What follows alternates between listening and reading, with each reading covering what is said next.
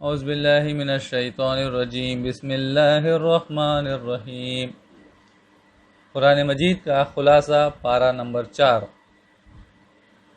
اگر وفاداری کا مقام چاہتے ہو تو وہ چیزیں خرچ کرو جنہیں تم عزیز رکھتے ہو۔ خانہ کعبہ اللہ کا سب سے پہلا گھر ہے۔ یہ تمہارے لیے برکت اور ہدایت کا سرچشمہ ہے۔ جو بھی وہاں پہنچ سکتا ہو اس پر واجب ہے کہ اس کی زیارت کرے۔ اہل کتاب کے چکر میں نہ پڑو، اللہ کی رسی کو مضبوطی سے تھامے رہو، اللہ کی ناراضگی سے بچو جس حد تک بچ سکو۔ مرتے دم تک دین اسلام پر قائم رہو۔ سب مل کر اللہ کی رسی کو مضبوط پکڑ لو اور ٹکڑے ٹکڑے مت ہو۔ اللہ کے اس احسان کو یاد رکھو کہ اس نے تمہارے دلوں کو جوڑ دیا اور تمہیں بھائی بھائی بنا دیا۔ تم آگ کے گڑھے کے کنارے کھڑے تھے، اس نے تمہیں اس کی تباہی سے بچا لیا۔ نیکی کی طرف بلاؤ، بھلائی کا حکم دو اور برائیوں سے روکتے رہو۔ ان لوگوں کی طرح نہ ہو جاؤ جو روشن آیتوں کے آ جانے کے بعد بھی حق سے بھٹک گئے اور ٹکڑے ٹکڑے ہو گئے۔ تم ان کی روش اختیار کرو جو راہ راست پر قائم ہیں، رات کے اوقات میں اللہ کی آیتوں کی تلاوت کرتے ہیں اور اس کے آگے سجدہ ریز رہتے ہیں، اللہ اور روز آخرت پر ایمان رکھتے ہیں، معروف کا حکم دیتے ہیں، بدی سے روکتے ہیں اور بھلائی کے کاموں میں ایک دوسرے سے آگے رہنے کی کوشش کرتے ہیں۔ دشمنوں کو اپنا رازدار مت بناؤ، ان کے شر سے بچو، صبر اور تقوی کا دامن تھامے رہو۔ اللہ کی راہ میں نکلو تو پست ہمتی نہ دکھاؤ۔ اللہ کی ناراضگی سے بچو، بڑھا چڑھا کر سود نہ کھاؤ۔ اللہ اور رسول کی اطاعت کرو اور تیزی سے بڑھو اپنے رب کی بخشش اور اس جنت کی طرف جس کی وسعت آسمانوں اور زمین کے برابر ہے۔ جن کے دل تقوی سے مالا مال ہیں وہ امیری غریبی ہر حال میں خرچ کرتے ہیں، غصے کو پی جاتے ہیں اور دوسروں کے قصور معاف کر دیتے ہیں۔ یہ محسنین ہیں جنہیں اللہ پسند کرتا ہے۔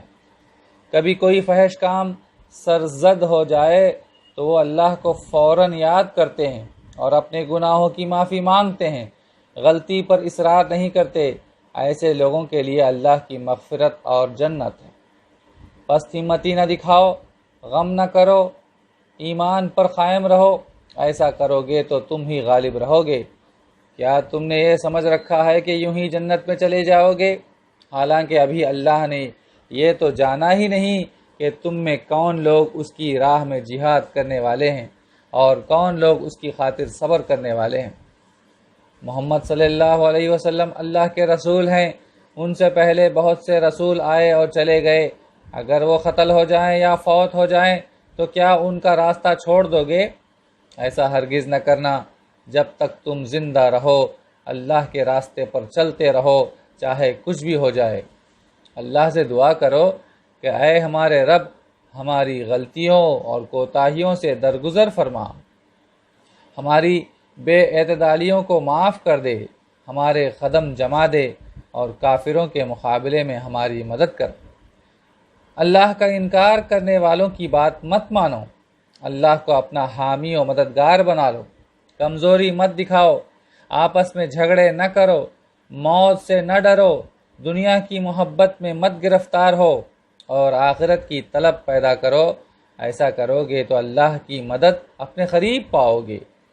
اللہ سے ڈرو، شیطان کے ساتھیوں سے نہ ڈرو، ان کی سرگرمیوں سے تم خوف زدہ نہ ہو، یہ اللہ کا کچھ نہیں بگاڑ سکتے۔ اظہار حق میں بخل سے کام نہ لو، یہ بخیلی آخرت میں گلے کا طوق بن جائے گی۔ یاد رکھو کہ ہر نفس کو موت کا مزہ چکھنا ہے اور سب کو آخرت میں پورا بدلہ ملنا ہے۔